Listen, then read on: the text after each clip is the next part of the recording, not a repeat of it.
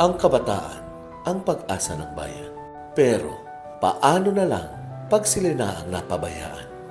May bagong Pasig pa ba tayong maaasahan? Maraming isyong hinaharap ang mga kabataan, kaya dapat silang bigyan ng sapat na kalinga. Isa po sa mga inaalagaan natin ito yung kanilang mental health or yung kanilang mga well-being. Dahil sa ngayon po, pataas po ng pataas din po yung mga kaso na nauugnay sa kanila through sa suicidal, HIV cases, STI, at iba't iba pa pong mga violence like pagnanakaw.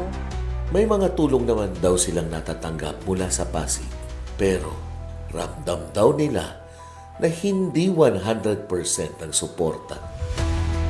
Excited naman sila sa pagtutok ni Ate Sara sa kalusugan at kapakanan ng kabataan. Kung sakali pong maupo po si Ate Sara Diskaya bilang mayor ng ating lungsod ng Pasig, so gusto ko lang po sana na mabigyan nga ng pansin, matutukan, mabigyan ng pahalaga yung mga bagay na dapat natin inuuna tulad po ng mga kalusugan o yung mga well-being ng mga kabataan natin dito sa distrito ng Pasig.